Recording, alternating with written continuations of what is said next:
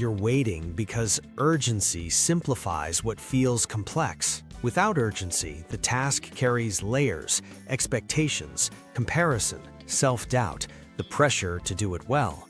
With urgency, those layers fall away. There isn't time to entertain them. And when the layers fall away, movement becomes easier. It's also worth noticing that the last-minute rush often comes with a certain emotional intensity.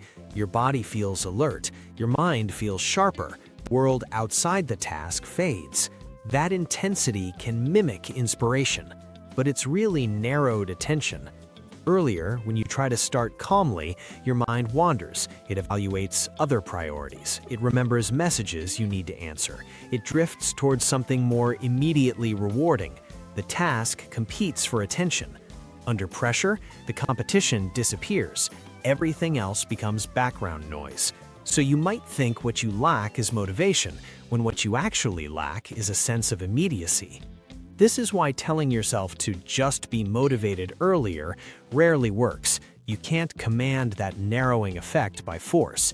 You can't snap your fingers and make a distant deadline feel urgent.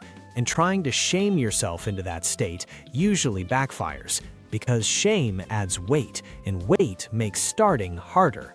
The pattern becomes even more frustrating when you know you're capable. You've proven it to yourself. You've delivered under pressure before. You've handled complex work. So you wonder, if I can do it then, why not now?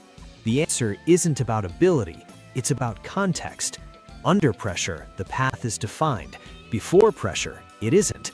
When there's too much space around a task, your mind fills that space with doubt, possibility, and distraction.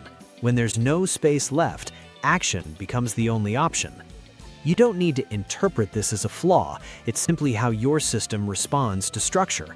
Some people generate internal urgency easily, others rely on external urgency to create clarity. Neither type is morally superior, they're just different patterns. The danger comes when you start believing the story that you are only capable in crisis. That belief can become self-fulfilling. You might unconsciously delay starting because you trust the last-minute version of yourself more than the calm one. But that calm version isn't incapable, it just doesn't have the same compression. There's a quiet grief in this pattern too, the feeling of wishing you could approach important work with steadiness instead of stress, the desire to begin earlier, to pace yourself, to avoid the crash that follows the rush.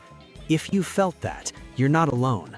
It's not that you don't value your goals, it's that without urgency, the emotional charge isn't strong enough to cut through the noise. And here's the subtle insight. Motivation is often a byproduct, not a starting point. You don't act because you feel motivated. You feel motivated because action has become unavoidable. When urgency makes action unavoidable, motivation appears as a side effect. That's why it feels like it shows up at the last minute. It isn't arriving from nowhere, it's emerging from narrowed choice. The key shift isn't about building a perfect system or forcing discipline. It's about understanding that what you respond to is clarity. When it feels immediate and defined, your mind locks in. So instead of asking, why can't I be motivated sooner, you might ask, what does urgency remove for me? Does it remove perfectionism? Does it remove overthinking? Does it remove the illusion of endless time? Those are powerful removals, because sometimes the hardest part of starting isn't the work itself, it's the space around it. The space where doubt lives, the space where comparison grows, the space where you imagine doing it badly. Urgency collapses that space, and in the collapse, you move. Do you ever notice how motivation seems to appear only when the clock is almost out of time? You have something important to do. You've known about it for days, maybe weeks. It sits quietly in the background of your mind. You think about it in the shower. You think about it before bed. You tell yourself, I'll start tomorrow. Tomorrow comes, you don't start. Not because you forgot, not because you don't care, but because the spark just isn't there. Then the deadline gets close. Suddenly your heart beats a little faster, the air feels thinner, the consequences become real, and almost magically, energy arrives. You focus, you move quickly, you get it done. It's messy, stressful, but you finish. and afterward you think, why can't I feel that motivation earlier? This pattern feels frustrating because it looks like a character flaw. From the outside, it resembles procrastination. From the inside, it feels like waiting for something you can't control. You wait to feel ready, but readiness doesn't come until it's urgent. Most people interpret this as laziness or poor discipline. They assume the solution is to be more responsible or try harder next time. But that explanation never quite fits, because if you were lazy, you wouldn't care about the task in the first place. You wouldn't feel that background tension while you're avoiding it. You wouldn't feel the guilt. The truth is quieter. For some people, urgency creates clarity. When there's no deadline pressure, the task feels open-ended, vague, optional. You know it matters, but the edges are soft. There's space to delay, space to rethink, space to doubt. In that open space, hesitation grows. When urgency enters, the space collapses. There is no longer a question of whether you'll do it, you must. The options narrow, the path becomes singular, and in that narrowing, energy concentrates. It's not that you suddenly become a different person under pressure, it's that pressure simplifies the decision. Before urgency, the task competes with everything else in your life. Your mind weighs alternatives, it drifts toward what feels easier, it imagines future time as abundant, there's room for negotiation.